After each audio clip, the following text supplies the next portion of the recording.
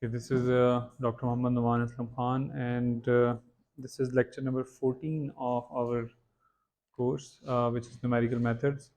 So, just a recap from the couple of last week, what we are doing. A quick review that we started with the topic 1, which was the solution of the one variable equation.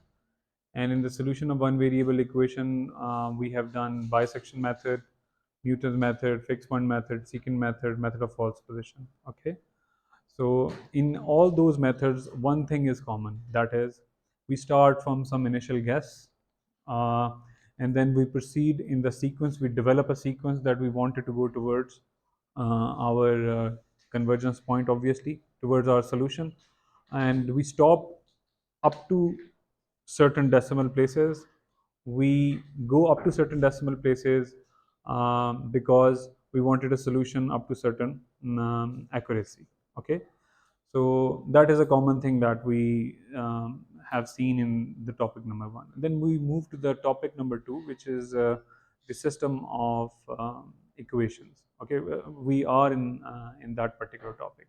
So there are two things in the system of equation. One is the linear system, and another is the non-linear system. And in the linear system, we done two things, two types of methods, namely direct methods and indirect methods. What are the direct methods? You already done those in your previous courses of linear algebra, which is Gauss elimination and LU factorization. But we have seen over here that whenever we try to use those strategies, traditional strategies, then there is a possible round of error that can magnify in a much big amount that the solution we got is much deviated from the original solution.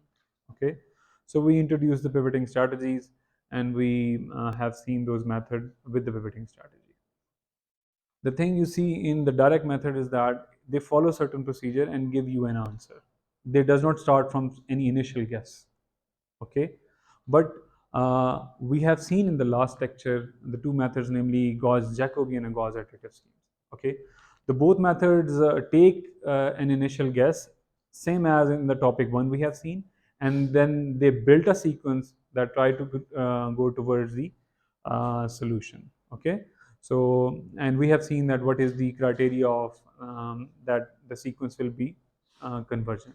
Okay, so in the system of linear equation, we done some of the direct methods, namely LU factorization and Gauss elimination. Then we have seen the indirect methods, also call them as iterative schemes, namely Gauss Jacobian and Gauss Seidel method. Okay, so now we will moving to the second portion of our topic 2, which is a system of nonlinear equations. Okay, so in this particular lecture, we will try to understand two methods from the topic 1, which is a fixed point method and a Newton method. How can we use them to solve the nonlinear systems? Okay, multiple equations. If we see them, how we will be able to solve it. Okay. Let's try to see what is a nonlinear system. So if you see particularly this example, we'll try to understand both methods with the example, because we already know the formulation of those methods, which is a fixed point method and Newton method. We know their formulas in a one variable setting. We try to generalize it into the system of equations. Okay. So consider this example. So this is a nonlinear system, you see. You cannot convert into ax equals to b. It's non. You cannot convert into a matrix equation. Okay, they are not coefficient which comes in a certain pattern. Okay, that qualify to become a linear. Okay, so you see a nonlinear term over here in this equation. This is a sufficient term to make this equation as nonlinear and whole system as nonlinear. Okay, but we have more nonlinear terms. You see these are also nonlinear terms. Okay, and this is again a nonlinear term. Here we see. Okay, negative over here.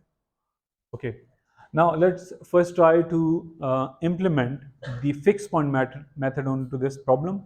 Okay, then we move to the Newton method. Okay, so hopefully you remember from the fixed point method, just a quick overview of the one variable equation, fixed point setting in a one variable equation. We have a equation f of x equals to 0. We wanted its solution. By the fixed point method, we convert this into this formulation. Okay, hopefully you remember. Then we have a sequence, namely okay. Just quickly, the same example, x minus cos x. So this is f of x. If you try to build g of x, one of the option is like this. Okay, so it means, what is g of x? It is cos x. Okay, so I can write xn is equals to cos xn minus 1. Okay, so x, we start from n is equals to 1. So x naught is some initial guess. Okay, some initial value, initial solution. As I just told you, one common thing in the topic 1 is they start by assuming a solution. This is possibly a solution. Okay, then they built a sequence. So they are, it is an iterative scheme. So if x naught is let's say 0, then we find x1, which is cos of x naught. Now input is x naught, output is x1. We try to see, is it a fixed point? How we check it? Is the difference between the two is less than the accuracy we wanted to achieve, and we use a keyword TOL, tolerance, for the accuracy. Okay, so if it is less than tolerance, we say, okay, we got a solution, we got a fixed point, and ultimately we got a solution of f of x. Okay, this was the setting in which we were doing the fixed point for the one variable equation. Now for the multiple equations, you see here we have three. For example, we have three equations. We can have two equations, three equation, or n equations. Okay, so when we doing a problem in one variable equation, whenever we state a problem, we always try to give an initial guess, maybe, or an interval. Okay, and we mention a tolerance to be achieved. Okay, so let me just write over here, approximate solution using a fixed point method. Okay,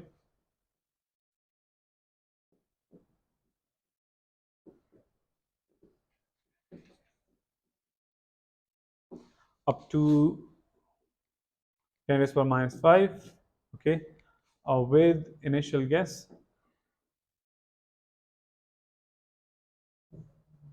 which is x naught.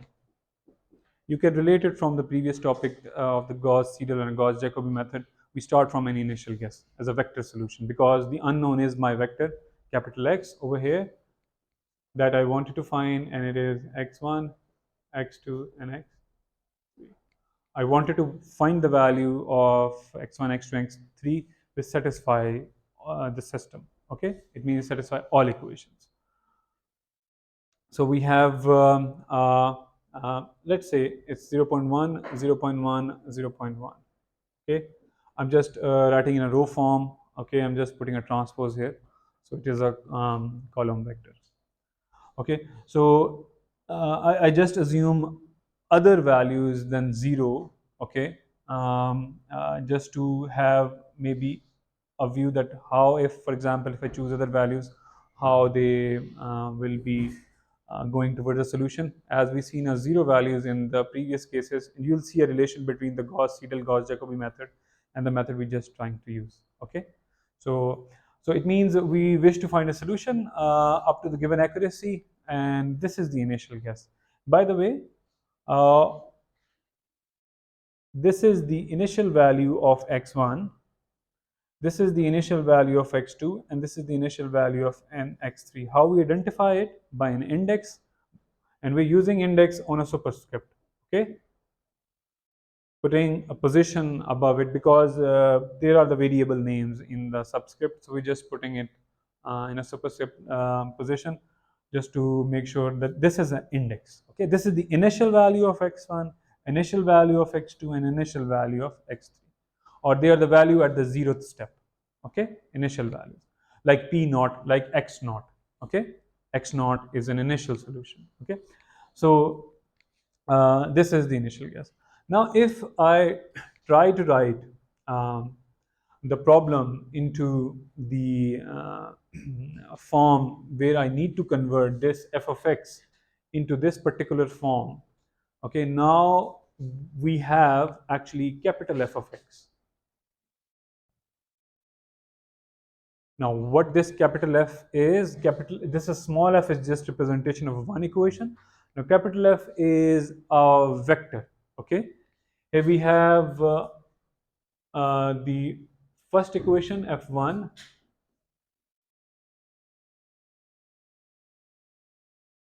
Okay, then we have so let me write over here the second equation and the third equation. So this is capital F. Okay. Now, what is f1, f2, and f3?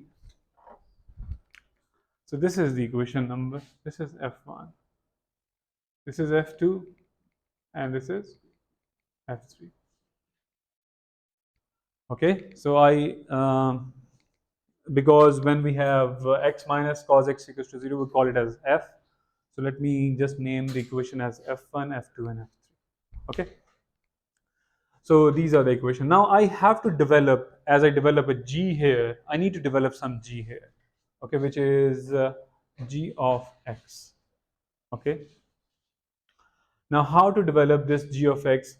We can now take a help.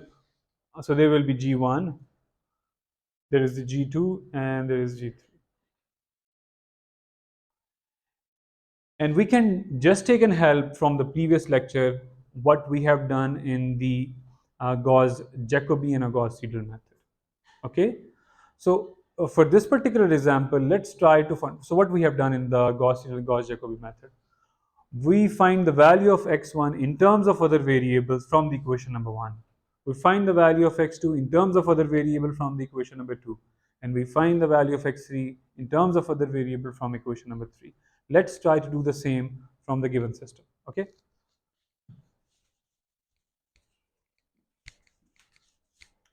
So corresponding to f1, if I just try to write x1 in terms of other variable, okay, so it will be 1 over 3 cos x1 x2 plus 1 over 6. Okay, if I write from here x1 in terms of the other portion of the equation. Okay, if I try to write x2 in terms of other variable from this equation, you'll see x2 will be equals to, okay, there is a square, so we will be able to get two roots, a positive root and a negative root. Okay, so we were going to get two roots. Give it a, oh yeah, you're right. Thank you so much. Thanks so much. Now for the second equation, let me just write. So it will be 1 over 9. Okay, when we'll take a square root, and here we have x1 square plus sine of x3 and plus 1.06. Okay, and this is minus 0.1. Okay, because there will be x2 square, then I'll take a square root. Okay, the 81 will be shifted to 9, and there is a positive and a negative root. I'm choosing a positive one. Okay, there will be two roots because when you're taking a square root, it can be positive and a negative. And the value of x3 from the third equation, we can find it minus 1 over 20 e minus x1 x2 and minus 10 pi minus 3 divided by 60.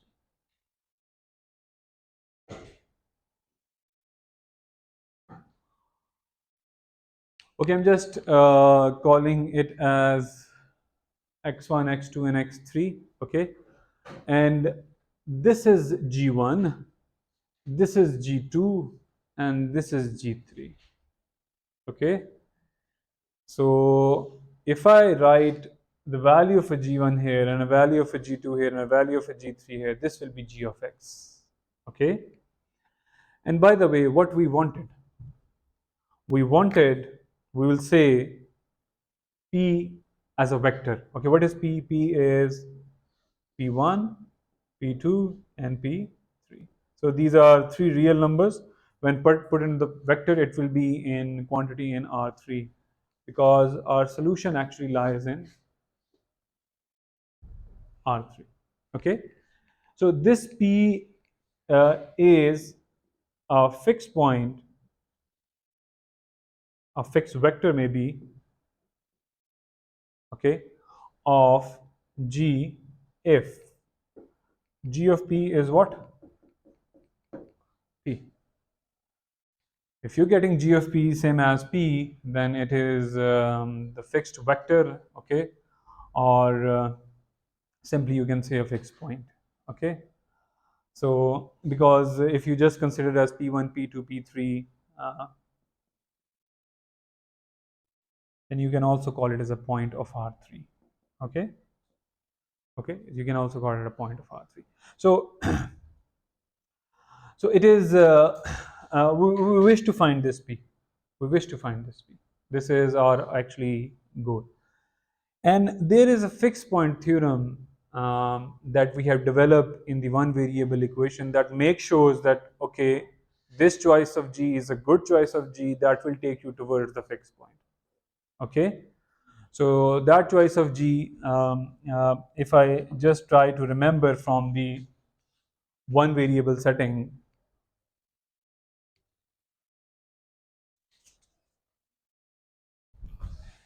it says, so I'm just trying to remember the fixed point theorem, a portion of a fixed point theorem, okay? It says let G be continuous on some interval, and I can write that in a, let G belongs to, let G be a continuous function on some interval, okay? I can easily write this such that G of X belongs to AB for all X in AB, then G has fixed point in this interval. Hopefully you remember, if the domain is same as the range, okay, then we have proved this theorem, okay. In the one variable setting, we have proved this theorem.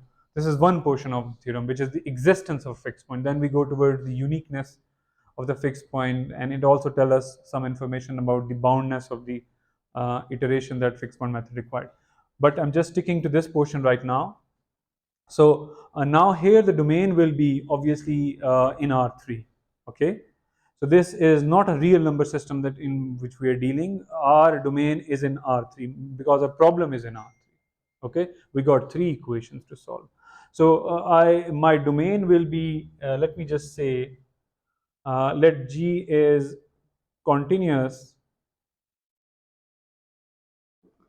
on some inter domain in R3.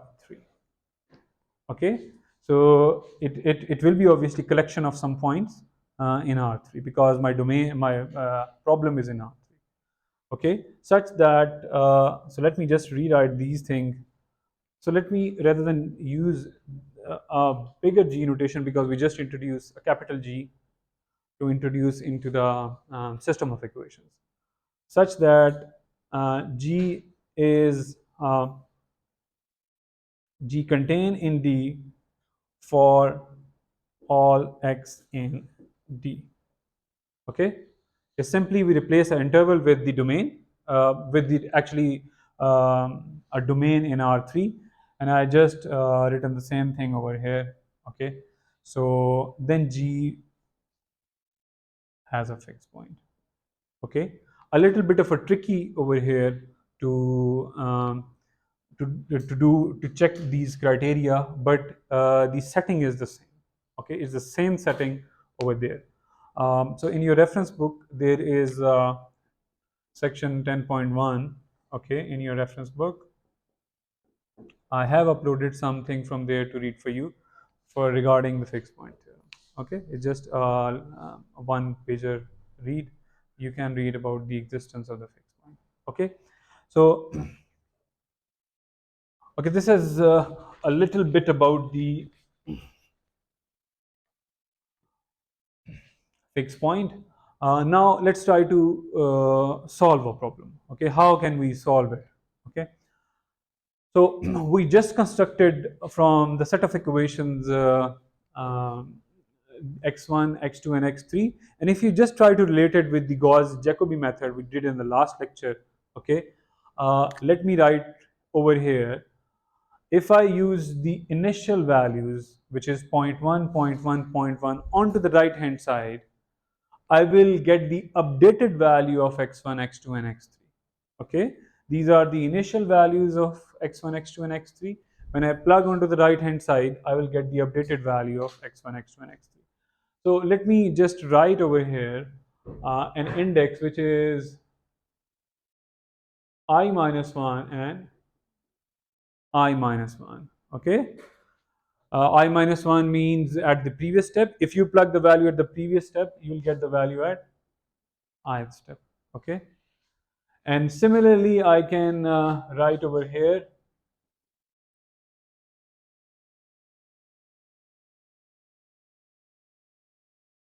so I'm just trying to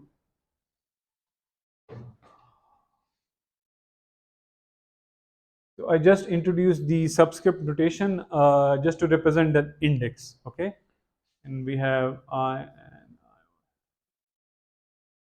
okay. Now hopefully you as you see in the Gauss-Seidel and Gauss-Jacobi method, let's say I start from 1, because if I plug I is equals to 1 over here, okay, I have to use the value x2 at the 0 step, x3 at the 0 step, okay, which is 0.1 and 0.1. So if I plug 0.1 into 0.1, it will be 0.01, okay. I have to take the cos, and please use the radian modes of calculator, okay, use the radian modes of calculator. So if you just calculate it, the answer comes out as okay, it is 0.49. So you can see over there, okay, the values are written over there. It's 0.499833. The value of x2 at the first step is 0.00944411. Hopefully you'll see that if I use the value of x1 as 0.1 and x3 as 0.1 over here, I'm again reinforcing it because a lot of error will be over there when you will be using uh, during your exams. Please use a radian mode of calculators. Okay, so x2 is over here and the x3 comes out as uh, minus 0.523 10127 by using the value of x1, x2 as 0.1 and a 0.1. Okay, so we'll get this answer. So this is the updated values of x1, x2, and x3. Okay, and in other words, x1 is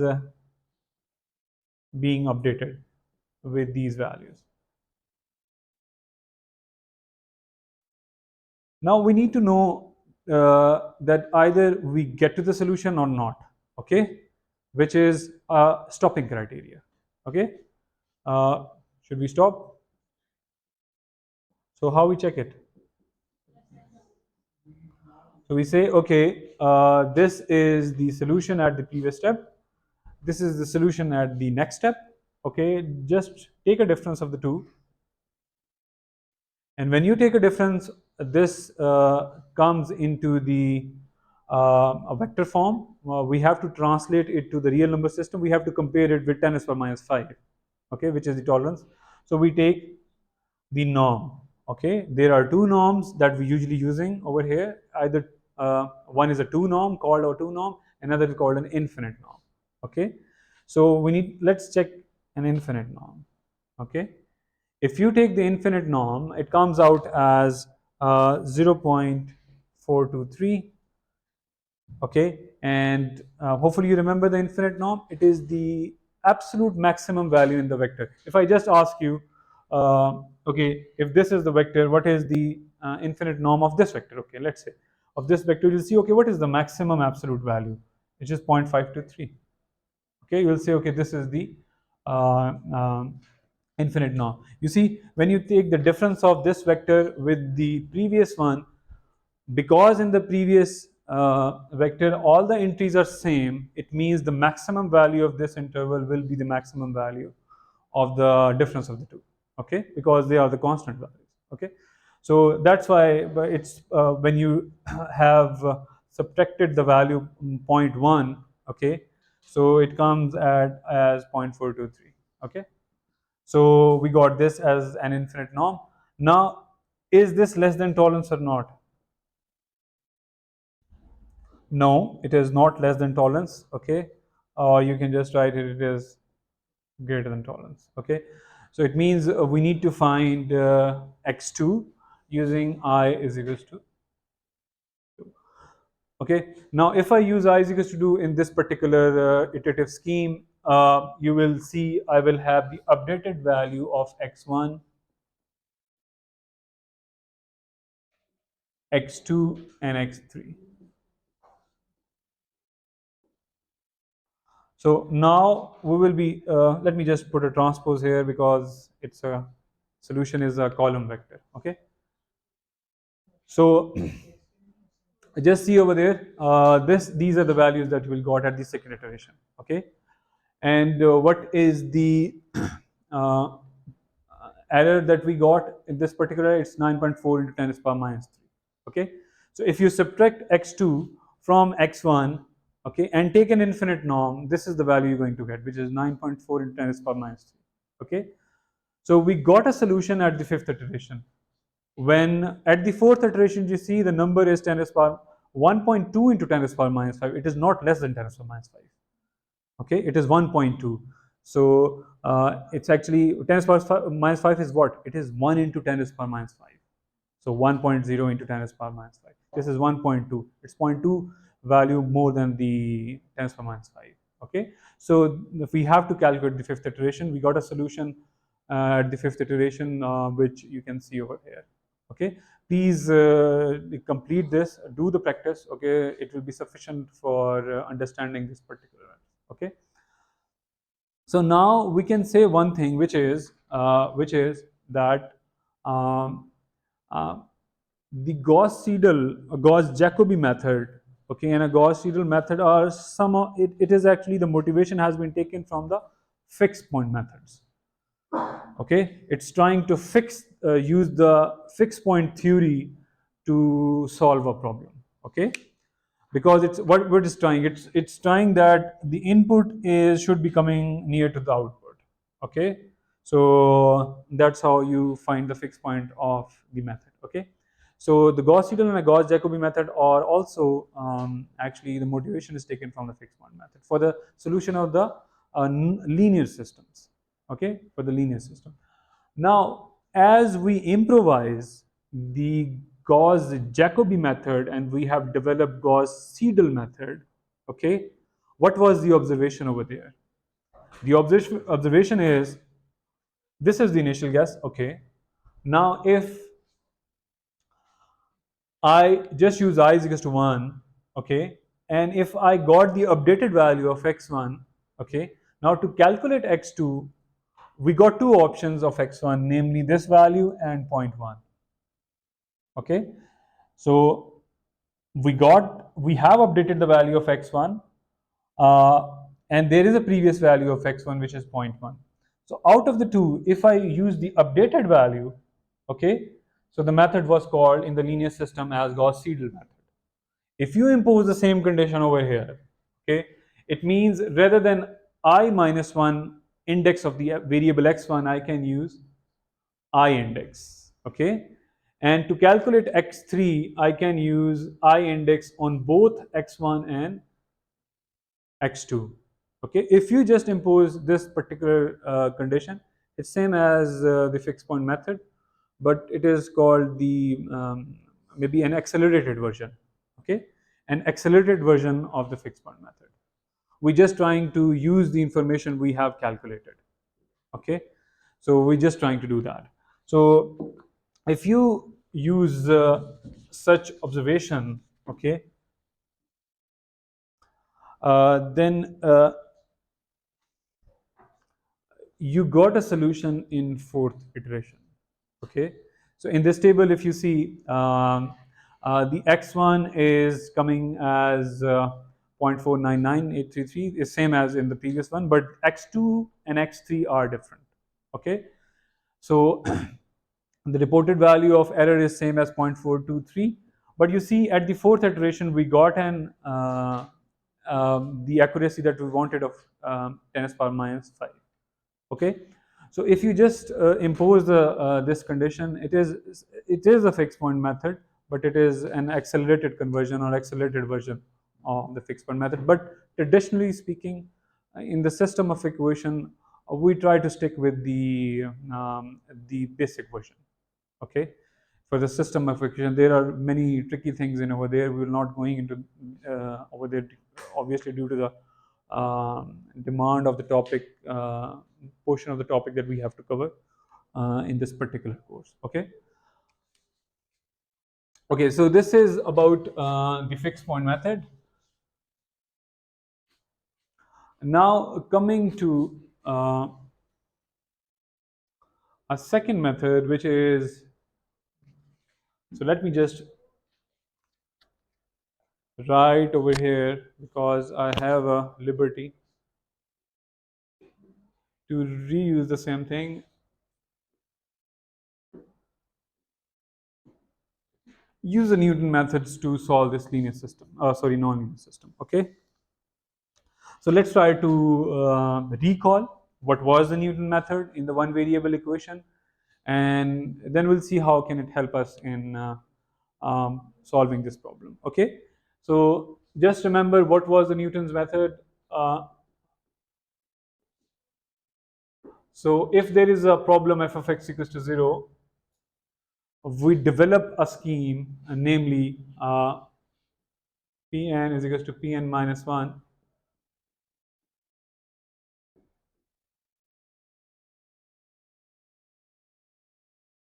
Okay, this is the scheme that we have developed for the Newton method. Okay, and what is a P naught? P naught is initial guess, and because we are in the one variable equation, okay, so possibly there is an interval a to b from where we'll take the initial guess. Okay, so P naught will be some real number, and remember, when we got a P naught, then we got the value of P1. We check is it a solution or not. There are stopping criteria. So this is the sequence that we develop. Okay, now let's try to build for the system of equation. Okay, now we have only one equation over in the topic 1, but we can have several equations over here. Okay, we can have, particularly in this example we got 3, we can have 4, 5, or so many terms. Okay, more than one term. Let me just try. Okay, so parallel to this f, let me write capital F of x. And we just seen in the fixed point method, what is capital F? It is the collection of the equation. Okay, collection of all the equation. Okay, so this is f1, f2, and f3. Okay, obviously f1 is the variables involved are x1, x2, and x3, and f2 got x1, x2, x3. Okay, so all the variables are involved here over here. So okay, this is we got f, which involves over here. Now, what this Pn means in the setting of the system of equation. This is the initial guess. This will be the answer at the first step.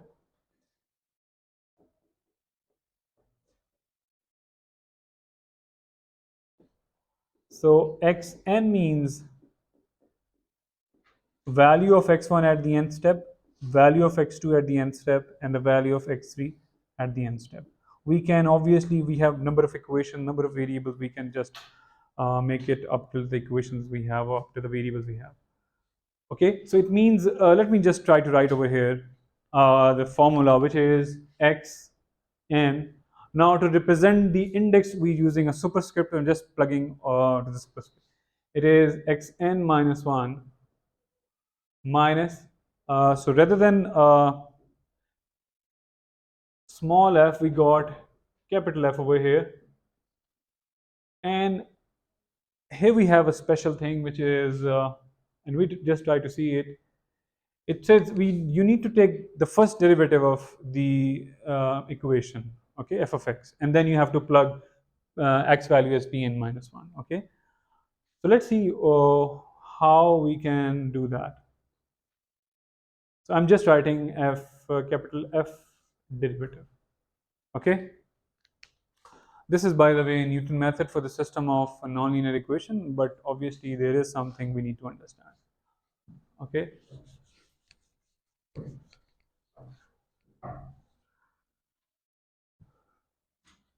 Now to understand this thing, let me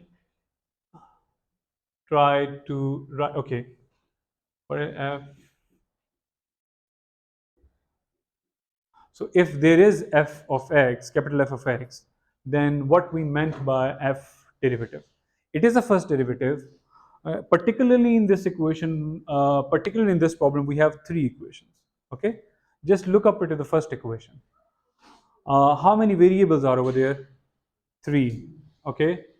So if I ask you how many first derivatives are possible of the first equation, then they are three. One with x1, one with x2, one with x3. So these are the possible first derivatives of the first equation. So let me write over here. And since there are more than one variable, so we have to use a partial derivative. So partial f1, partial x1, partial f1, partial x2, and partial f1, partial x3. Now similar observation can be seen for the second equation, okay.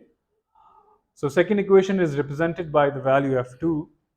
So x1, x2, and x3. And similarly for the last equation, we can have these three first derivatives. Now this collection written into the matrix form, okay, it is the all possible first derivative of the 3 cross 3 the system we have, nonlinear system, okay. There are no other possible first derivative that we can have, okay.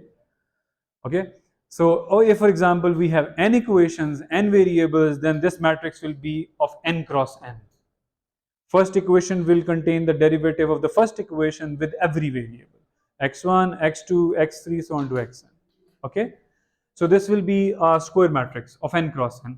In this case, it's the square matrix of 3 cross 3, okay. This has a special name. It is called the Jacobian matrix. So particularly in the setting we are in, a Jacobian matrix is what? It's a matrix which contains all possible first derivatives, okay. So it's called, and it is denoted by J of x. So this is the notation of the Jacobian matrix. So rather than f, this sign, this is not some sign that we usually use. I just try to use it to make it understand, okay. So let me just write J of x, okay, G of x. So let me write over here, rather than this f derivative, G of x. Now there is one other thing, which is, so you see in a division a matrix, particularly in this problem we got a 3 cross 3 matrix. Generally it will be n cross n matrix, okay. So you don't see much about the matrix division, okay. If I ask you what is 1 over j, if j is a matrix, you say we use the idea of inverse of a matrix, okay. We call it as an inverse of a matrix, okay. We don't normally use divide the equation by the matrix. We say, okay, multiply both sides with the inverse of the matrix, okay. So it means this is J inverse. If it is J inverse, by the way, then we have to take this j either onto the left side of f or to the right side of f. Okay, and we know f is a matrix, j is a matrix, j inverse is a matrix, and matrix multiplication is not commutative.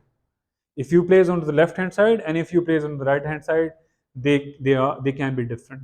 Okay, so we need to see the compatibility where we can put it. For this, let's see what is the size of matrix f. Particularly in this example, what is the size of matrix f? It got 3 rows and a 1 column. Okay, it got 3 rows and 1 column. What is the size of j inverse? J has the same size. J inverse has the same size as j. Okay, because an inverse of a square matrix, it will be the size will be the same. It is 3 cross 3. Now if you have to multiply these two matrices, they first thing is they need matrix multiplication should be possible. Okay, so if you just write j inverse into f, it means 3 cross 3 will be multiplied by 3 cross 1, so it is compatible, no problem. Okay, but if we write j inverse onto the right hand side, so it will be 3 cross 1 into 3 cross 3, so matrix multiplication is not possible. Okay, so with this we don't have to do a lot of work. We have to place j over here but onto the left side of f. Okay, because if we play on the right hand side, the matrix multiplication is not possible. Okay, so we got only one option, and if we use that option, we have the formula of the, it's called j.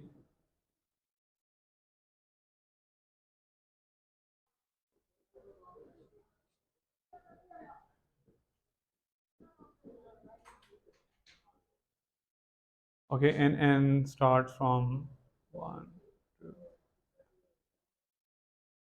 Okay,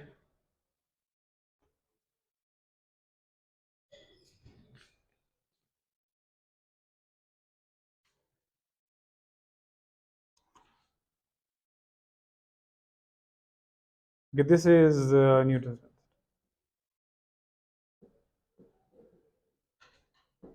For system of equation. Okay, we have a difficulty over here. We have to calculate the inverse of our matrix in each iteration. We'll see how we can avoid it. Okay, or how can we reduce it. Okay, we'll see over there, but first let's try to solve this problem using the Newton's method. Okay,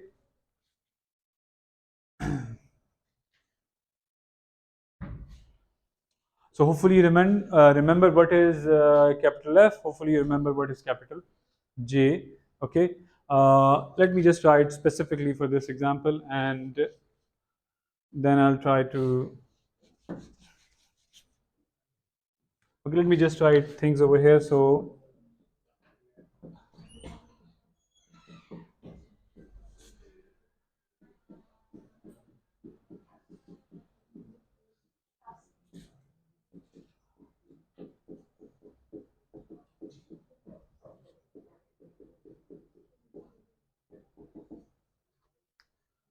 okay,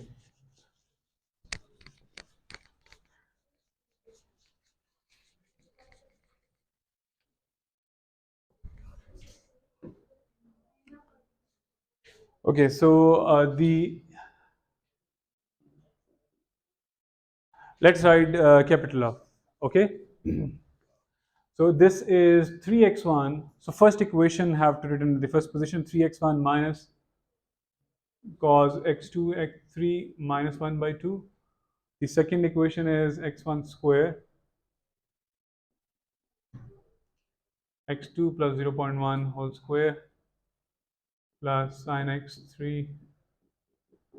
So this is the second equation, and the last equation is,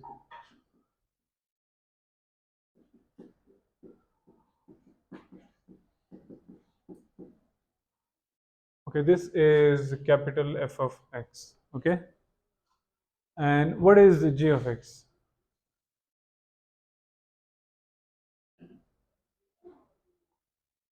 Okay, let's try to write it. So the derivative of the first equation with the variable x1, okay, this is 3. If you take the derivative with respect to x1, it's 3. If you take with respect to x2, it is this 1, and if you take with respect to x3, it will be this equation of the first equation, okay, which is this entry. Now, if you do the derivative with respect to x1, x2, and x3 of the second equation, it will be 2x1, and then we have minus 162 x2 plus 0.1, and then we have cos of x. Okay, and in the last equation we got minus x2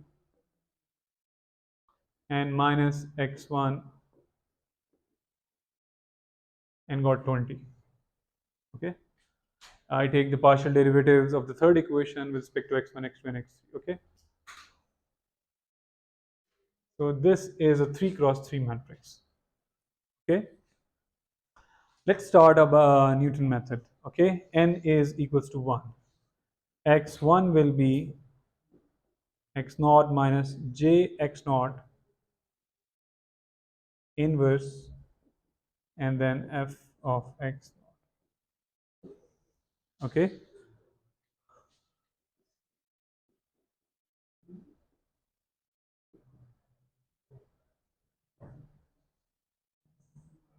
so to calculate f of x naught, okay, I have to use the value of x1, x2, and x3 which are initially given, okay, because I have to use the initial information, okay.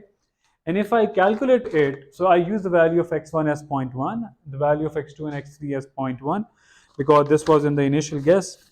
I get the value of capital F, okay, which will be minus 0.199. Okay, I've just written up to 4 decimal places. Then we got uh, minus 2.2698, and then we have 8.4620. Okay, this is the value of f at x naught. What is an x naught? It is the initial guess. Okay, and if I use those initial values over here, I'll be able to get j of x naught. Okay, I'm just going to write quickly the values of these. This is 3, 0.2, and minus 0.099. This is 9.9 into 10 to the power minus 4, minus 32.4, and minus 0.099 again. And here we have 9.9 into 10 to the power minus 4. Okay, 0.995, and then we have 20. So let me just try to conclude this. Okay, so this is g of x naught. No, this is not enough. It's not enough. We have to calculate the inverse of this matrix. Okay, so you need to calculate the inverse at every iteration. Okay, so calculating an inverse of a matrix is a very, very much time consuming process. Okay, it is a time consuming process. Okay, but you see, for example, you got 4 equations or a 5 equation or a 10 equation, you'll see how much computationally cost intensive this process can be. Okay, so but if you calculate the value of x1 by doing this, okay, the x1 comes out as 0.499, 0.0194, and minus 0.5215. Okay, uh, you can easily see into this slide. Okay, uh, the value of x1, x2, and x3 are these, and the error that we got is approximately 0.42. Okay, which is obviously not less than 10 to the power minus 5, so we'll continue finding it. Okay, then you got a solution at the fifth iteration as you got in the fixed point method, but the accuracy there was 10 to the power minus 7, and here you got 10 to the power minus 10. Okay, but you see, out of the three methods, the one with the using the updated information and accelerated version of the fixed point, particularly in this example, is better. But generally, it is for every particular problem we have a different method that can take a lead. Okay, so we can't make general statements, but fixed point method is normally used extensively as compared to the Newton method, due to a reason, which is you have to calculate the inverse at every iteration. When we will be able to, when we'll be doing the differential equation portion of the in this course, okay, when we'll be dealing with differential equation, then you will be able to understand that when I'm saying we're solving 10 equation or 100 equation or a 1000 equation, it's not a big thing that we are doing. Okay, you'll see, you will able to understand that. Then you'll be also able to understand that why we need more computational power, why we need good computers in terms of processing power, why we need supercomputers. Okay, okay, why we need it. Okay, so you'll be able to understand that at that point. Okay, but you see, for example, if I solving 10 equations with the Newton method, you see a lot of computation happening only at this step, which is finding the inverse of a 10 cross 10 matrix, or a 3 cross 3, or a 100 cross 100 matrix. Okay, so this is just a conclusion of the Newton method that you can see, and please verify it. Okay, on something. And for the 2 cross 2 system, by the way, hopefully you remember, please remember that thing, that's very important.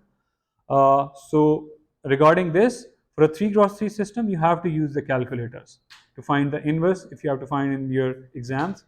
So calculators have that option. Okay, and the second thing, for the 2 cross 2 system, hopefully you remember, it's easy to calculate the inverse by changing the diagonal position, changing the signs of the off diagonal entries, and dividing by the determinant. You'll be able to easily calculate the inverse in a 2 cross 2 setting. Okay, so for the assessment point of view, a 2 cross 2 matrices or two equations are widely questioned as compared to the other system, because you see a difficulty in terms of a time. Okay,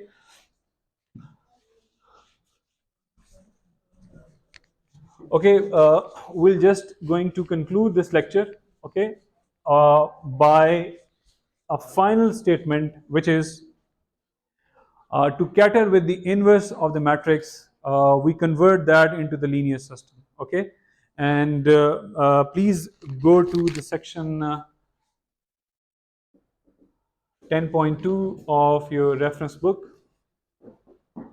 to understand that how we do that. It's an easy thing. Okay, it just not take more than 5 minutes. Okay, it's a very easy thing. So you can see that. So just concluding this lecture, we'll be able to understand two actually methods. We have applied those methods onto the problem, which is the fixed point method and the Newton method, and we see how, in terms of computation, they can be computationally extensive. Okay, thank you so much. Any questions? Thank you so much.